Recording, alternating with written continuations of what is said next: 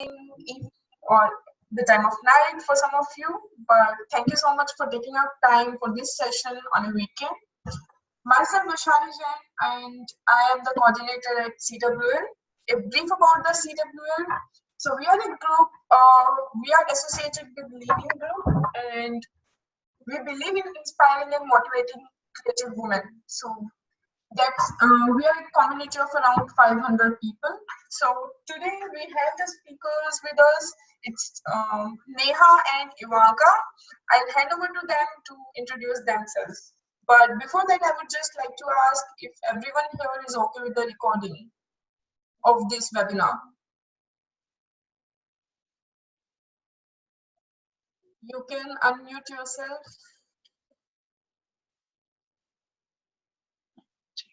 If I can see some. Let us know. Yeah, I'm cool with that. Okay, great. Everybody's, You yeah. can use the chat box as well whenever there's a question or something, or you can just raise your hand or unmute and speak. So welcome, and I'll hand over to Neha and Ivanka. Go Okay. ahead. Yeah. Thank you. You see my screen, right? So if I Yeah. yes, Ivanka. just a moment, thinking. Sorry, where did I will put it like this because the presentation, otherwise it's a bit difficult to show. If I do it like this, okay. You can see the screen? Yes. Yeah. Okay. So Neha, you want to introduce yourself? Yeah. Hi, everybody. This is Neha Agarwal. I work as National Alliances Head at CMS IT Services, and I also do GIS sales for them. So I have 16, 17 years of experience in sales. I lead the Aspire to Inspire Circle based out of Bangalore, and I am very passionate about women and women advancing in their careers, and that is my motto, and I am putting all my might behind it. And also I am a certified energy healer, and I enjoy dancing a lot. So that is a brief intro about me. Nice. Thank you, Neha. My name is Ivanka Meuleman. I'm living in Belgium. I have worked over the last 20 years in an international company with a global presence, starting out from the beginning in the sales environment. We sell parts in an industrial sector, I would say. And over the years, I have worked into different positions, and mainly with my core focus on people management, because I really think it's very important in every branch you're working with, where you're always working with people, and to understand people is really the key to the success. I think also for this topic, for negotiation, I think it's of a key paramount interest to know who you are and who you're working with. So for me, that's always been the core, the North Star, let's say. So looking forward to giving you more introduction on the negotiation. Okay, let's get started. Yeah. So welcome everybody. We ran a small poll and we asked you a question. So what commonly came out is, so many people are hesitant, and why negotiation is, such a big taboo. Why it is just a method, right? Whenever there's a conflict, when people take different positions or they have different opinions, there is a conflict, and by negotiation you are able to come to a common conclusion. You are able to put an end to the conflict, but most of the times it is avoided. The reason why it is avoided is because of your experiences. If in past you've experienced something very bitter, then it is very likely that you will run away from the situation of that conflict. Sometimes it is the cultural issue. In so many cultures, it is not okay to raise your hand up or put your ask up front or confront or take the bull by the horns. A lot of Asian cultures, women are not allowed to speak at the table. So it could be a cultural issue. Also, the confidence level plays a very, very key role when you're at the negotiation table. Your subject matter knowledge, how deep you know the subject, from which position you're trying to defend your case, and the market that you understand, of your surroundings, that understanding that you have, has a very, very critical role to play. And above all, which is very, very important, is our need to be liked constantly. I think that is something which makes people avoid negotiation. So it is something which is very uh, tricky. This need is the most tricky need which, as human beings, all of us have. But I think the moment you are at a good confidence level, this need can be managed. So I have a question to ask everybody, and everybody can raise hands or put it in the chat section. uh, do you always get what you deserve? Do you always get what you deserve? What is the audience view? If people can just reply quickly in the chat section, that would be nice. Is it a yes, a no, or maybe No, I see. So some no? doesn't feel like it. Not always. Mm-hmm. Awesome. Then what do you get? What do you always get? Or it is very likely that you will get?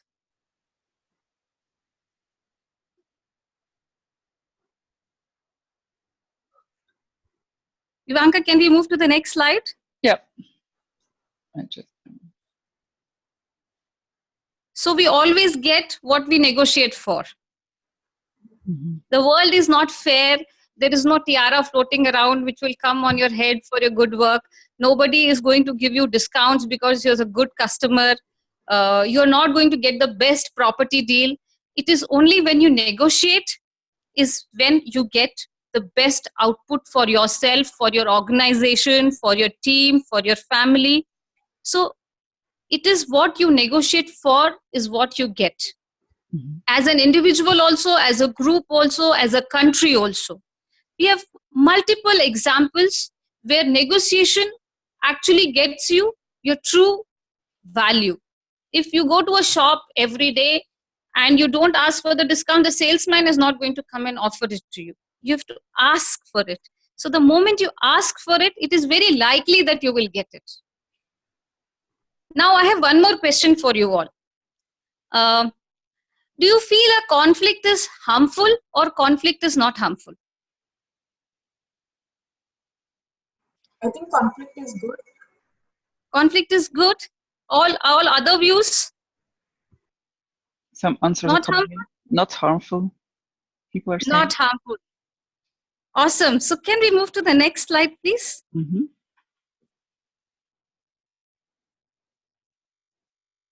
Yeah, so I'm very glad that we are all in the zone of conflict is not so harmful.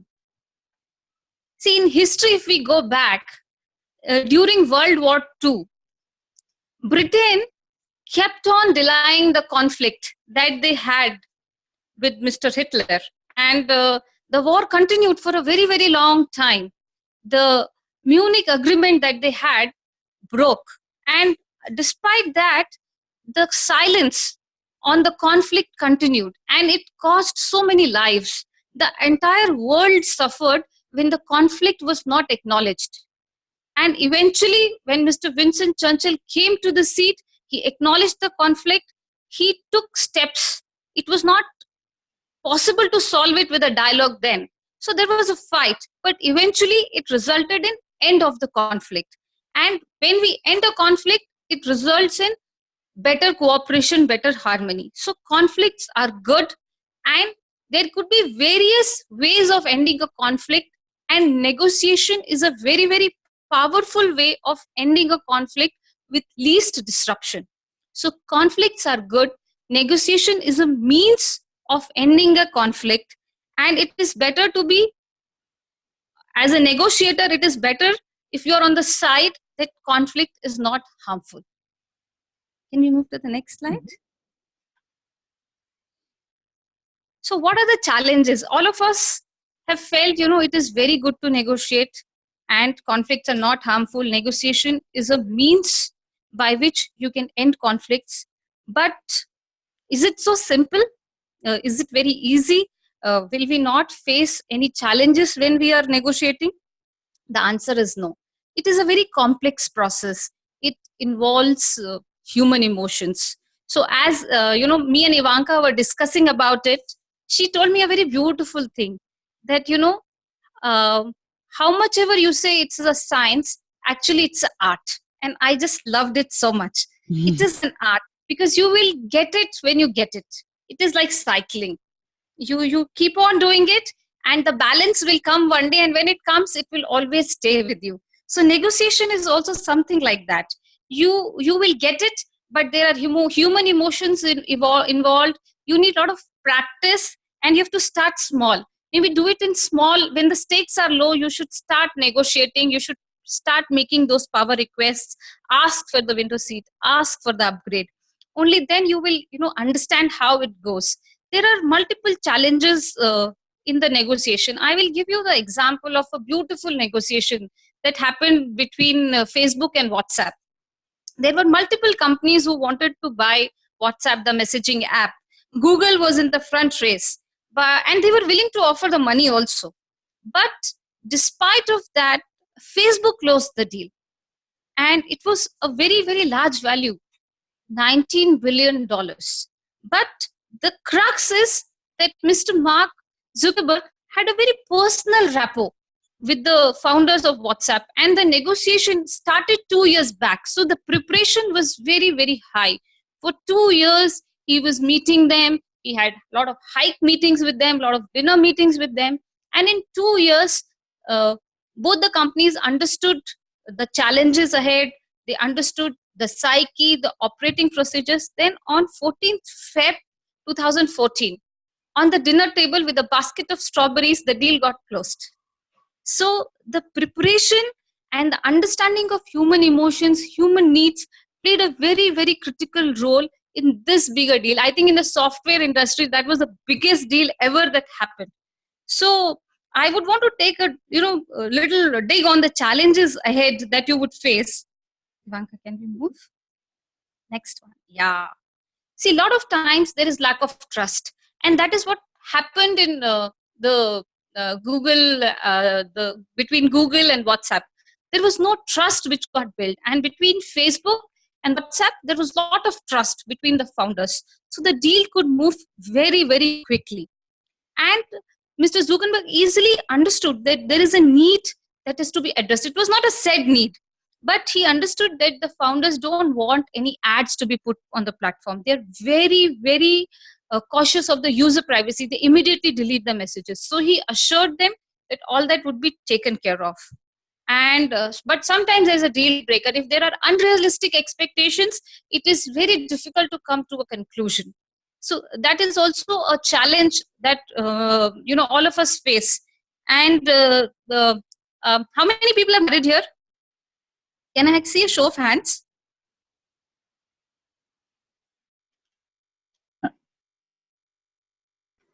The question was how many people are here, you mean? Yeah, married couples. Yeah. Oh, marriage isn't Single? Somebody raised a hand. Then I will save that example. Yes. Because only if you're married, you will appreciate the example. If there's a fight, right?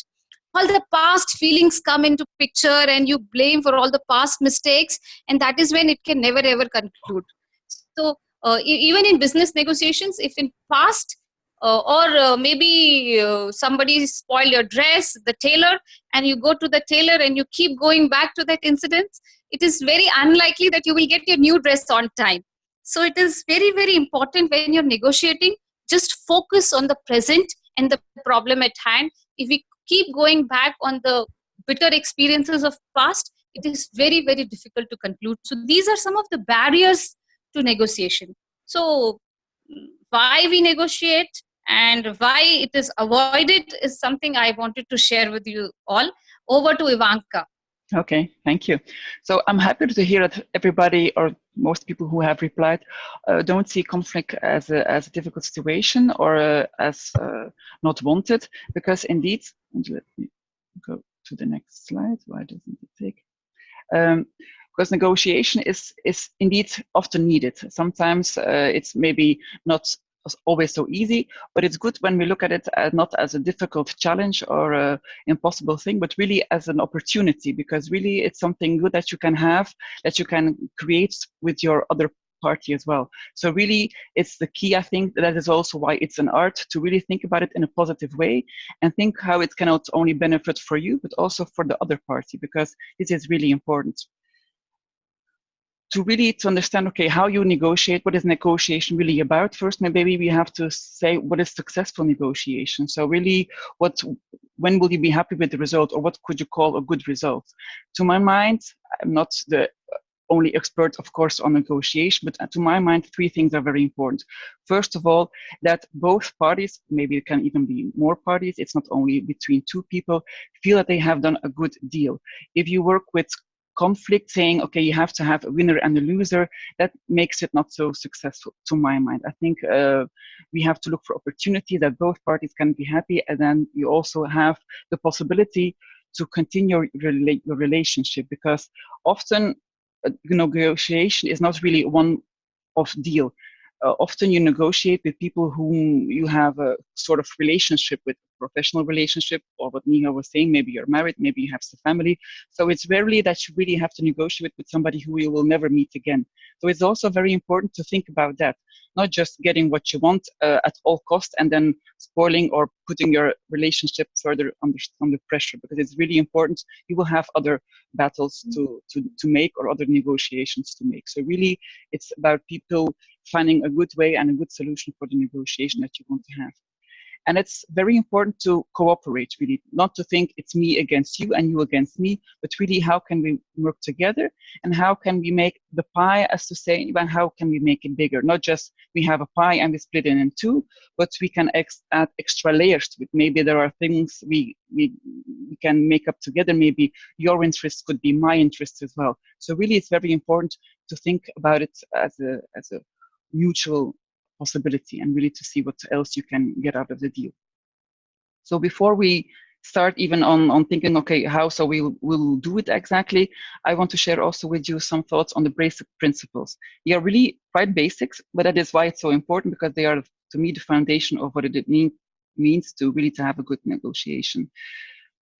I think more of you, or maybe a lot of you, are familiar with this, as it's called now, the golden circle, about Simon Sinek, saying, okay, it's really important to ask the why question. First of all, why are you doing this? Why do you want this deal? What is your ulterior motive? It's really important to understand. This is the key of everything.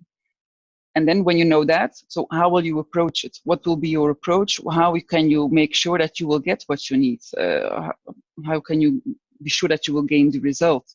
And also very important, that you really know what is the result you're really after. So let's say you want to have a promotion, you want to have a better position at work. So first of all, why do you want to do it? It's only is it for the money, or is it for because you want to move ahead in life? Is it maybe because you have options and in the future? So it's really important, because this will define how you approach it and what the end result could look for you like.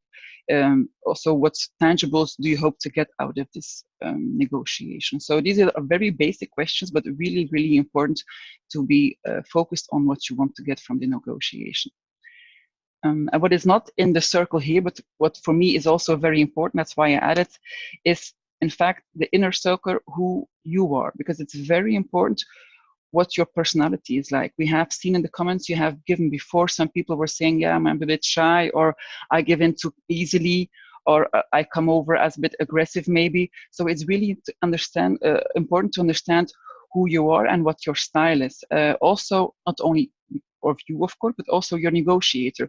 What kind of person is that person? What is your personality? What is the personality of that other person you're talking to? What are your values, and what is the other negotiator's value? It's very important, because in my mind, the who impacts, in fact, every circle of it. You go through all the stages, seeing it from your point of view, seeing it from your point of view, but it's also very important that you see the point of view of the other person as well. So these are really, so as I said, basic question was really important to think about before you enter in a negotiation, because that will give you more chance of success.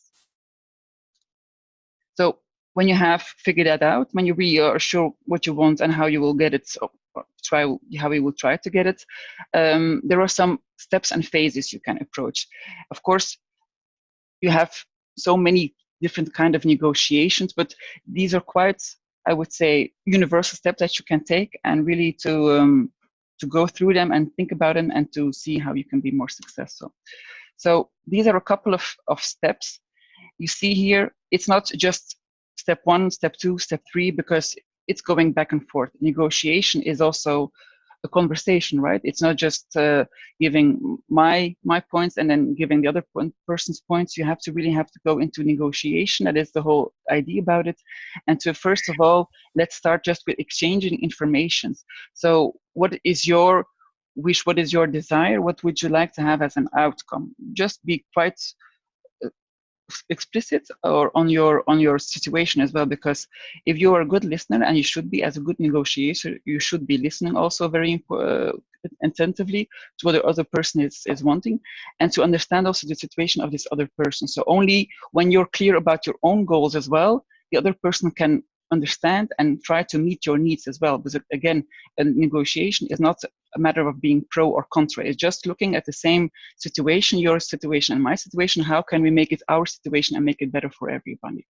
Also give some proposals, because as soon as you will hear the other person's situation as well, you can also come up with good proposals. And you can only have good proposals when you listen to the other person. If you don't listen to the other person, you will not give him the proposals or her the proposals that he or she is interested in. So when you do that, when you really take a closer look and listen to other person's needs, you can start to think together on how to make this pie bigger, for the both of you, to add extra layers. So maybe there's some projects that you want to do at work. Maybe there's a possibility that this project will give some other benefits for other departments as well. So you can see, oh, maybe it's not only for our benefit, some other, maybe because of doing this, you can work more efficiently in a different department. Maybe some other resources can come free for that. So really have the bigger picture in mind as well. What is also very important is that you come up with alternatives. When you go into a negotiation, don't just say, this is what I want and you're the only solution for my problem. I have nowhere else to go. You're the only one who can give me an answer, sort of speak, right? Because if you do that, then the other person knows you have nowhere else to go. So it doesn't mean that you already have to put pressure on it, but just to show, okay, I have an idea, I would like to share it with you, I would like to negotiate, but there are other options as well for me. So it just gives you an idea that you want to cooperate with the person, give you this other person the chance of going into this situation together and to make a bigger benefit for all of you. But just that the other person knows, the other party knows that you're just one of, it's a possibility. You're offering this possibility to the other party. And of course, you do have to think about the interests. What are your interests in the whole of the thing? So what is important for you, but also for your counterpart. If you really go into negotiation only thinking about what it could mean for you and how your benefit would be of this negotiation, without taking into account the other person's views, it will be difficult to come to a successful conclusion of your negotiation. And then the matching starts, right? So then you have the information, you know about the situation, you have several things in the running in a situation that you can both use, so you can match them together. So if I do this, or I could give you this, what could you give me in return? So really, it's about matching and working together. So that's why it's not a solitary game; it's a game you have to do together. So we really have to match it. And really taking into mind, so the goal is not only for this one-time negotiation to have, okay, I have what I want, but also for the long run. Maybe you will have an extra step now, maybe in the future, because a lot of the questions or the remarks that you gave beforehand was about professional opportunities, okay, some promotion, maybe some salary. It's not just so for one time, right? So you want to have a good promotion maybe now, but you will not be happy with that one promotion for the rest of your life. So maybe next year you want a different thing. So it's also good to keep this in mind. Sometimes you give, sometimes you take, but also keep in mind that you're here for the long run. Anyway, it could be that you will not stay with this person, with this company forever, but still, what goes around comes around. The world is a small world, so you never know when you will meet that other person again or that other party. So it's good to think about it as well. And if you have done somebody else a favor, you can still collect on that favor sometime in the future. So it's good to know that beforehand as well. Then you have the variables, and that is what you have when you are willing to give something, because you know the persons who want something, you have also something to give. And the magic variables are here, are the ones that make an extra layer of the cake, right? So if you would say, okay, let's say you want me to buy something from you, but okay, if I can buy more, if I can, let's say I buy not one piece, but I buy 10 pieces, what other possibilities do we have? If I can maybe put publicity in my shop for your brand, or maybe I can give you exclusivity in some kind of region. These are the variables that could be for both parties interesting. So it can give you extra revenues, and use them in a strategic way, meaning if somebody else, the other party, gives you a small concession, don't give the other person a lot, really. So really take into account the volume or the worth of the things you're getting and the things you're giving. It should be matching. If the other person gives you a little, you don't have to give a lot in return as well, and vice versa. Also very important, if you have any remarks or so, please also put them on chat. It's also very important to have the objective criteria at hand. If you say, okay, I want to raise, I want a promotion, and I think I deserve it because I should earn more, be sure that you make your preparation. So why do you think it's a normal wages for you to get? Is it the normal wages for a person of your age in this industry? So really be sure that you do something. Okay, this is what I want. This is what I like. I would like to get it. Really back your story up with objective criteria, so the other person will not think that you're asking too much or you're giving too little, because really you're quite objective. Also, again, not to make it a personal deal, but really to make it objective. This is also very important. And the last, but is also the first, that's why the steps are going back and forth. Really come prepared, because it sounds, I think all the things here are being said, they are not rocket science, right? They are quite easy to understand, but I think a lot of people just go into negotiations not thinking of all these things, not thinking of their own benefits, what else they could do. Neha also has a very good example that she will get later on. It's not only focusing on one thing. Maybe you can see a bit further, maybe you can see them other variables or for your leverage. So really come prepared. That is at most very important. So I think if you do all this, you have a very good chance of being successful in your negotiation.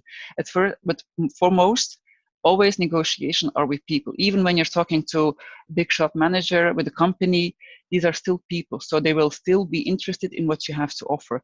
Make it personal. Don't make it about numbers and figures. Only they can help. The numbers and figures, of course, can help. You will not say, I want to give you, I want that you buy my ID, but I cannot back it up with figures or with statistics. But really make sure that the other person also trusts you, that you have a good relationship with that person.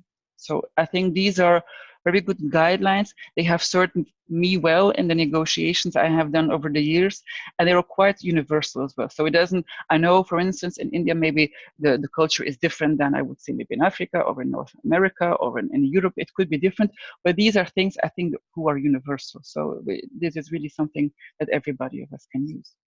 So I hope this was useful for you to have a bit of a better understanding, or to what you could do to make negotiations more successful.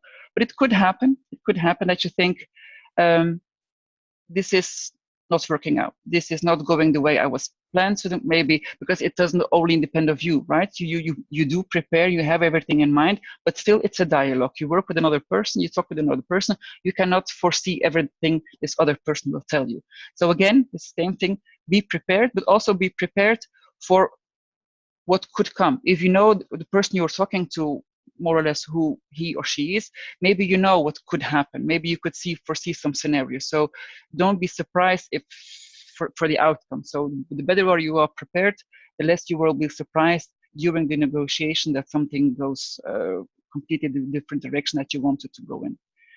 Recognize really what emotions you have. Once you start feeling very emotional about things, or that you see, okay, I'm not thinking clearly anymore, I'm just being either giving in too quickly, or I feel rushed into a situation, I don't feel that I can be thinking clearly, then it's also important that it's not the right time to make the decision. It's not the right time now to end this negotiation. Well, to finalize the negotiation. Keep your focus on the content, not just saying, okay, but this person is getting angry or annoyed, or maybe this person, I know, the other party can start crying. You never know what's going to happen, but really focus also on the content. Don't give in too quickly because somebody says, oh, but I need your help and I cannot do without it and I really need it. Really what it's about. So it's about who you are, but also what the content is you want to achieve. Also think about the outcome you had in mind before you entered the negotiation. Is this, if it is way off your intention, if it's not better than what you thought, it's a clear sign that something is not going right and then something should be addressed. Remember what your values are. Don't feel pressurized in taking things that just say, okay, this other person is coming on very strongly. I feel that I have no other choice. Still, you have to do what's right for you. What's right for you. Maybe you're not only negotiating on your own behalf, maybe you're also negotiating on behalf of other people. If you consent to something, but you also have a responsibility in your family or whatever it may mean, it's also important for you. You're not the only part of this negotiation, maybe. So if you feel in any way pressured or not feeling okay with the situation, just say that you need time to reassess, right? Not everything, especially important the negotiations, they don't have to be dealt with at the spot. You can really take your time because it also shows that you're taking the negotiation seriously. Don't jump in too quickly. If you're being made an offer that you're not quite sure about, take time and say, okay, thank you, I will think about it, and then come home or maybe and think about it and reassess really the big situation that you have at hand and see the bigger picture here, because maybe some unforeseen situation will come up, and at the time of the negotiation when emotions are going back and forth, maybe it's not so easy for you to see the bigger picture. That's why you also will need the time to think about it. So also again, take time to do that, and most of all, also again, focus on the long run. Think about the relationship and how this deal could hurt or damage maybe, or on the contrary, could be beneficial for your relationship, because it can go both ways, right? Most of the people who replied to the survey beforehand were saying they're giving in too quickly. Some people were saying I come on too strongly. So also make sure that this other person will not feel like a loser at the end of the game, and this other person will maybe then, your relationship will be damaged. So these are some things as guidelines, really again quite universal, so that you can use really to think about it, and they can apply to any kind of negotiation. As far as I'm concerned, I think it's a very good guidelines that to take in mind. So this was from my side. I think we have now a specific example, Neha, that you had prepared. Yeah, Ivanka. So here is a small question. Now let's put this theory to practice. And I want to ask you all, who all would want a higher salary? Is it of interest to everybody to have good salary rise this appraisal season? Yes. Yes. So I think it is the top line. It hits our bank balances, bank accounts, and it directly impacts all of us. So either you negotiate with your manager or you negotiate with your VC for funding. I think when the money matters and when you want your top line to go up, I think it excites all of us. So are you guys in to take a practical case study of a salary negotiation? I know it's a very controversial topic, but one of my favorites, and it is something which is of relevance. So should we take the case study of salary negotiation? Is it good with everybody? Yes, absolutely. Yes, a lot of positive replies on that one.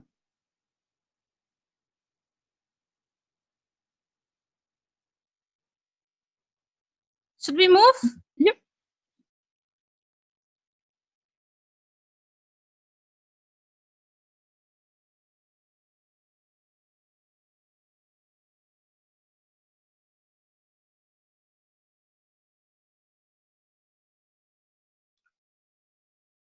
Your phone is unmuted. I think we're good. I think people are interested in that topic.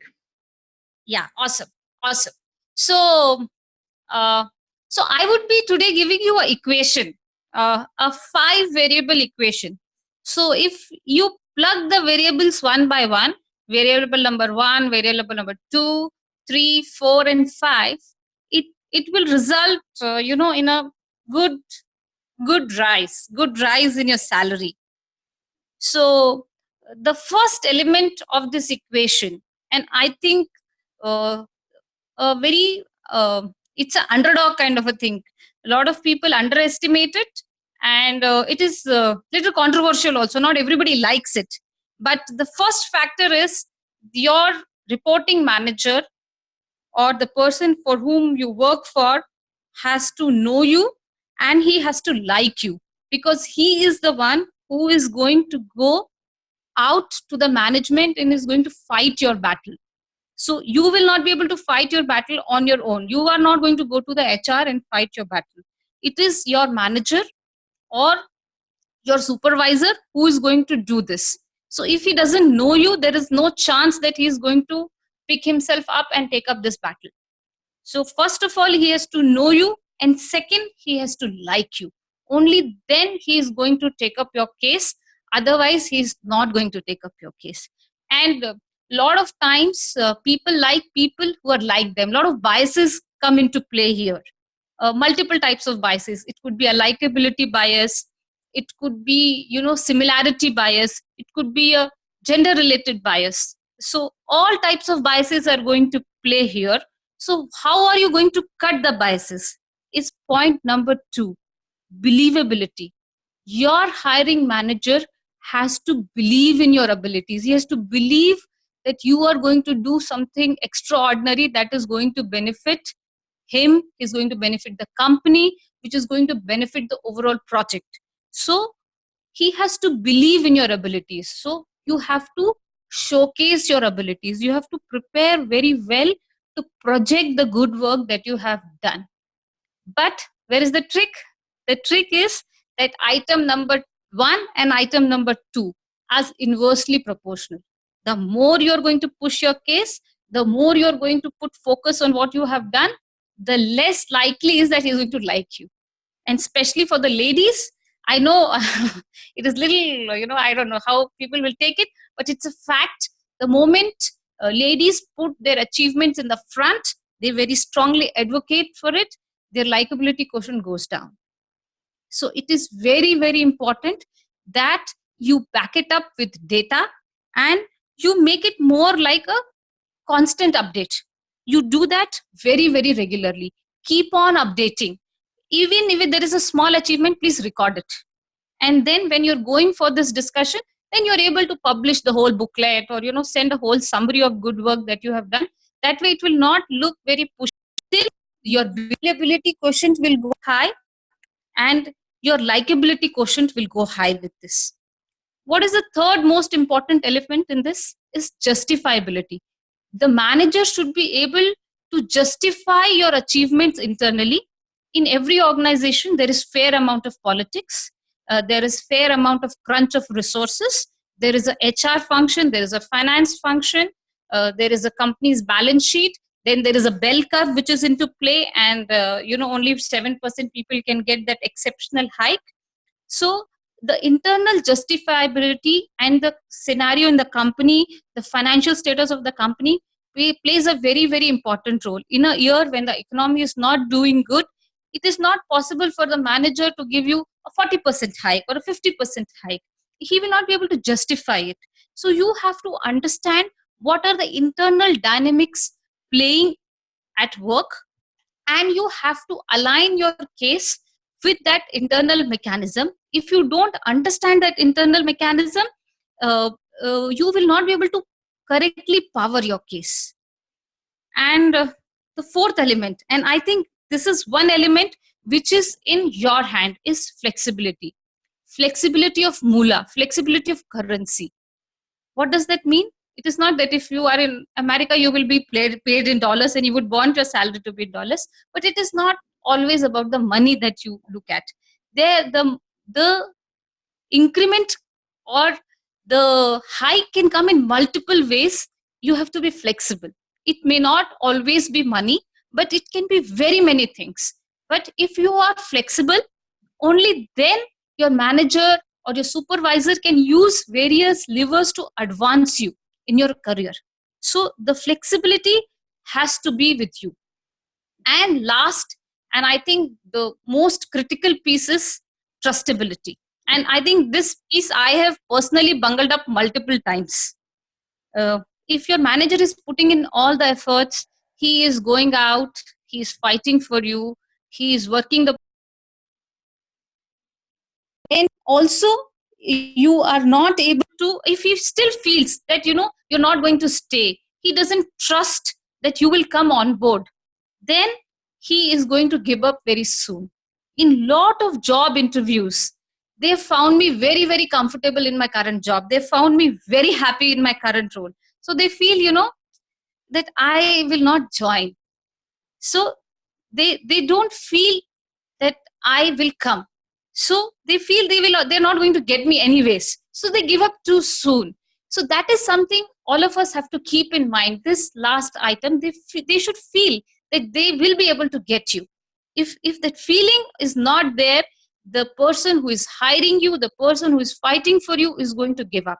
So this piece actually is a very very critical piece, and is going to play a very very big role in your salary progression, in your hiring process. So they should feel that this, when they put all this effort, they will be able to get you, they will be able to hire you, they will be able to make you very very happy with that salary hike. So this factor is critical.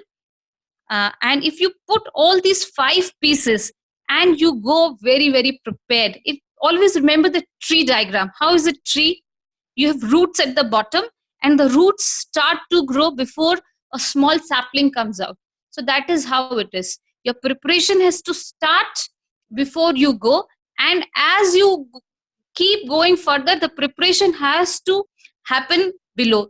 Nobody, anybody who has done very well, who has got a good salary hike, has really prepared, not for that one day, he is prepared for the whole year for this one day of negotiation. So it is extremely important that you go prepared for this one particular day, and you constantly prepare. Ivanka in her slide said that this is the first thing, and it is the last thing also. So it starts with preparation, it is going to end with preparation. The more you prepared, the better the results are going to be. So do you want to know that what all you can negotiate for? Can I move to the next slide? Mm-hmm. Yeah.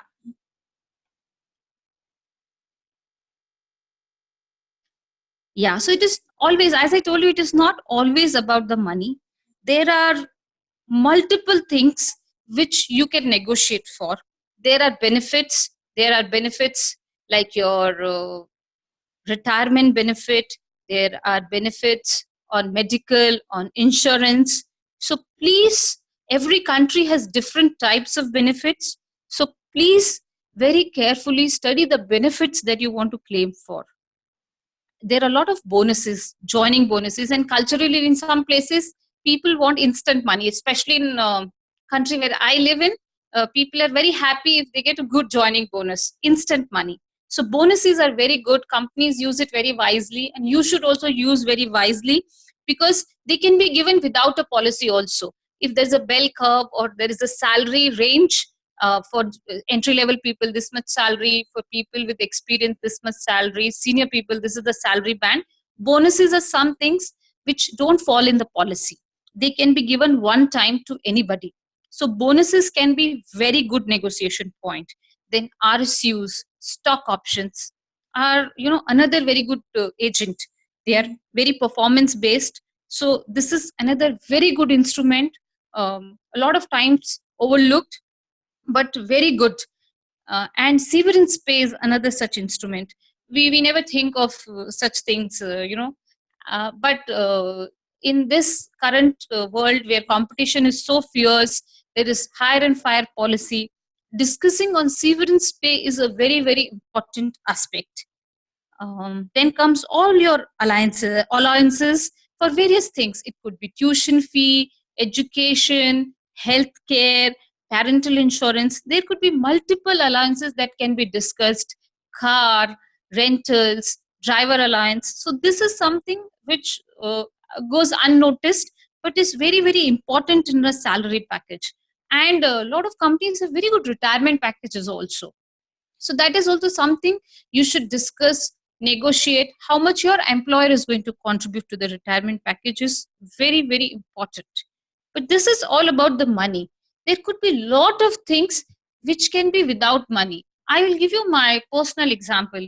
The company where I am currently working at was not doing so well financially when I joined. So negotiating salary on the second year was absolute no, nobody wanted. In fact, they were talking of a salary cut. So what I could negotiate for was a better designation, was for a leadership role. I wanted to do a lot of social work. I wanted to work in women empowerment. So I was able to negotiate my time, and they said yes, I could study further. I could get additional assistance at work, and I could take up all these initiatives. So these are some things when there is money is not involved, but still you could negotiate all of this. If you need more time to think about the offer, please negotiate, you will get it. If you want more time in terms of joining flexibility, that also could be negotiated. A lot of people who are in sales, or are working on a very critical project, you could negotiate the time in which your project would get reviewed. In some cases, when you're working very aggressively, you may want the review in 6 months. But sometimes when you know the pace of the things is not right, you can say, please evaluate me at 1.5 years. I need more time to finish. So that is also something very important, that you negotiate the time of the review. Then you can ask for flexi times, flexi location. You can work from any location. You can even ask for spouse employment assistance in finding employment for your spouse. Companies do provide child care. Where can you put the child? How can you find child care facility? How your organization can help you with the child care facility. The leaves and the type of leaves also can be discussed. If you want an early sabbatical or you want a long sabbatical, all that can be part of the negotiation, need not be part of your compensation, but these are some things which impact the quality of your life. So ultimately all of us are earning so well for a good quality of life. So all these things make up the whole of your life. So please negotiate with that. As Ivanka said, it is not one piece of the puzzle, it is the whole puzzle. So these all things have greater impact on the quality of your life, the time that you're going to spend with your family. So please think why you want it. What are you going to achieve with it? Who are you as a person? So once you answer all these questions, you will be able to put all these pieces of the puzzle together, and you will be able to do a much better negotiation for a better life. And I always say that, let us negotiate a better life for ourselves. And most importantly, you don't have to finish the negotiation. It is not the one negotiation, it is multiple times. You have to negotiate. Today you have to negotiate a salary, tomorrow you have to negotiate a leave, after that you have to negotiate a better project for yourself. So it is very important to maintain that good relationship. It is ultimately two human beings who are exchanging this dialogue. So it is very important that each interaction that you have, each time you negotiate, it should leave the good taste behind, and that person should be looking forward to catch up with you again, to discuss with you again. And I think the moment you start using each negotiation to strengthen the relationships, you will see that whole cosmos is conspiring to push you forward. You will make very good friends, you will make very good advocates for yourself, who will be working for you even when you are not working. So it is like your mutual fund investment or the stock market. Even when you're not working, your money is multiplying. So when you invest in good relationships, they will work for you even when you are not working. So that is my take on negotiation and how you can use these skills to directly up your bottom line. Any questions if anybody has?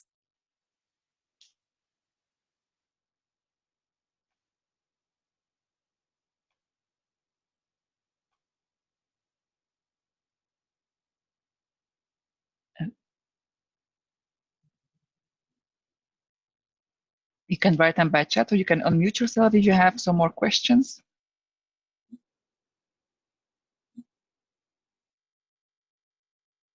or Ivanka, and my email IDs are on the screen, and you can email it to us. We would be very happy to answer your questions over an email. You have a live case study, we would be happy to help you. There's a question here. What if the manager likes you, but you feel he or she isn't putting enough efforts to get your things done? Yeah, then it is the second piece of the equation is weak, or the third piece where he doesn't believe in your abilities, or he's not able to work the internal system. He's not able to manage the internal politics, the conflicts internally. Mm-hmm. I think so, yeah. How do I know how much can I ask for in the negotiation? Awesome. Awesome. So, Soumitra, when you go in a negotiation, right, you have to think of three numbers. One number should be when the other person hears the number, he should fall from his chair. It could be that outlandish. Absolutely good to have that number.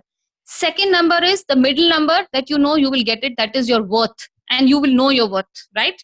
This is who you are, and this is why your who and your why. The Ivanka circle will help you get to that number.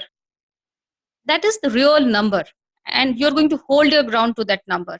And third is the number that even if it is not so good, for the relationship's sake and for your comfort, you're going to agree on that number. You enter the room with these three numbers, start with the highest and very strongly defend the last number. I'm sure you will have a good negotiation. Yes, I think that's absolutely right. Also, what I can an extra suggestion remark as well. It's also good to do some investigation, because when you know, okay, how much you would like, there are some websites now. I think Glassdoor is one of them. I know them. You can find, or maybe you can ask around. So, what the normal wages would be for this, for a person of your age, of your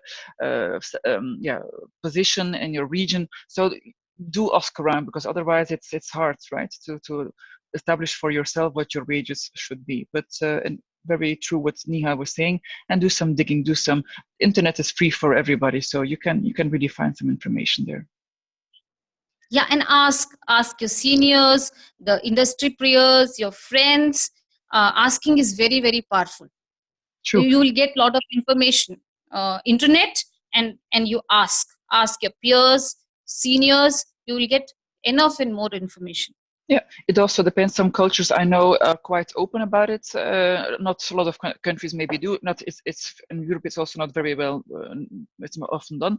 And no, for instance, in Russia, it's very open. People talk about their salaries very openly. So it depends. Maybe if you, especially with friends, maybe you can ask, or yeah, with your networks, just to you don't have to have the exact number. You just more a bit the range, so that you know what aim you're looking at.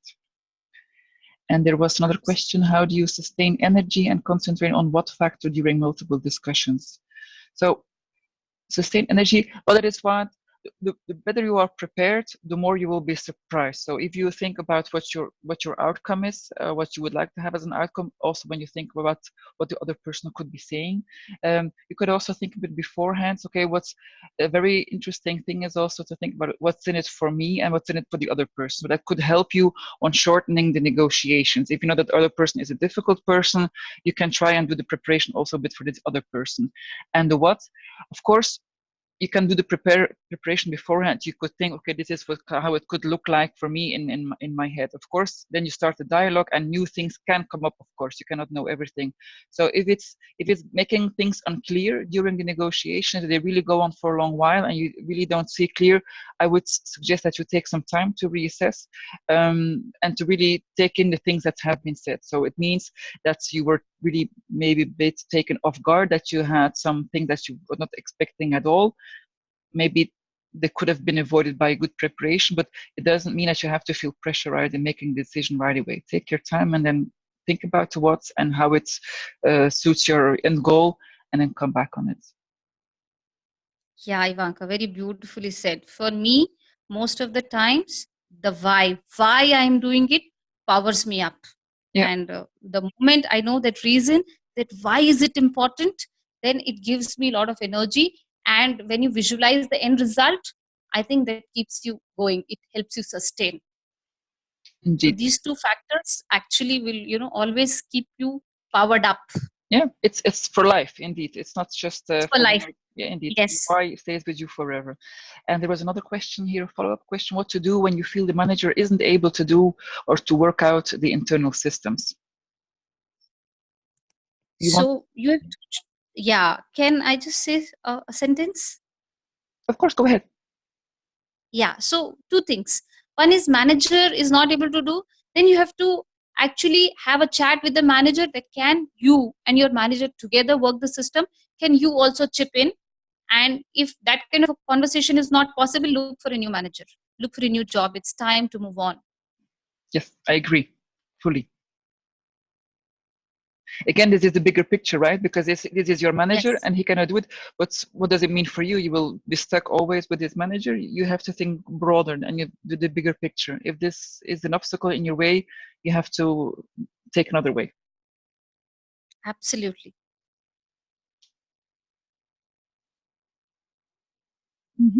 You're welcome. So I think our time is almost up, but so you have here our contact details. So I think we are both more than happy to take on any other questions if there are any, or to if you have some specific cases you would like to share afterwards. For myself, I'm more than happy to. Ivanka, we have another question. Oh yes, okay, From the sure. chat. Okay.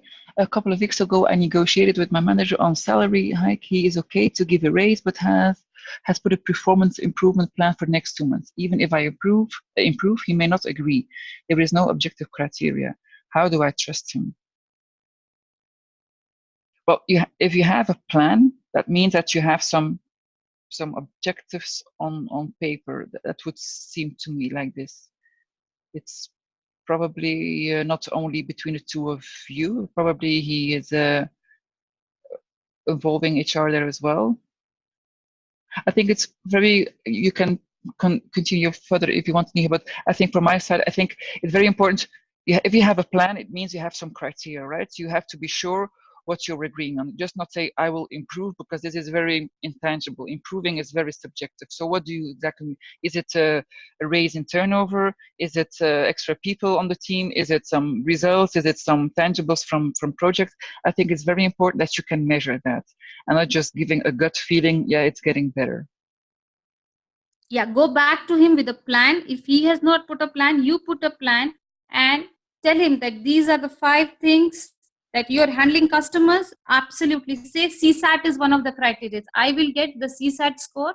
The current customer satisfaction score is at 6. I will take it to 9 or 8, whatever. Yep. Decide on a number and make him sign on that number. If he's not signing the number, then you are sure that you're in for trouble, and Yep. prepare for the trouble. Indeed. So what here as a remark, it was customer handling is one of the criteria. So we really put objectives on that. Customer handling, you mean we have to have extra leads, we have to generate extra turnover from these leads, really make it very specific, that there is no doubt about what is being meant. And also, of course, it needs to be possible that you follow up. I don't know in every company, but some you also have to have the data. If you cannot measure it and you don't have a really good feeling of trust, then it's also not a good criteria. You really have to be able to measure it in an objective way and not be dependent of somebody else giving you the results. You really have to be self-aware of what your results are. Absolutely. You're welcome. I find it very interesting because it's, as Neha was also saying, it's part of life, right? It's not only, but a lot of things are the professional way, but it's something, and that's why it's an art, because every time you do it, every time you take something away from a negotiation, because either you win or either you learn. So it's the more you do it, the more you see the traps and you see how much you have learned. So you will not make the same mistake twice, or yeah, maybe you will, but you know what I'm getting at. So you will improve over time. So it becomes like a game. Don't take it too personally. If you cannot win with this one, maybe you will win an extra one. What can you learn? How can you become better of it?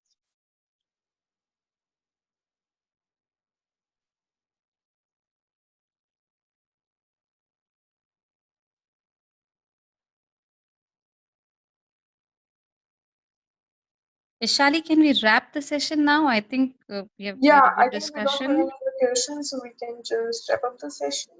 Mm-hmm. Thank you, Ivanka, and thank you, Neha, for such an amazing session. We really loved it. And thank you, everyone, for joining in today for the session. Thank you for listening. If you have any feedback, feel free to drop in a chat Thank you for or being just patient. mail me or message me. It's our pleasure. Thank you, everybody. Have a nice weekend still. Thank you. Thank you. Bye-bye. Bye.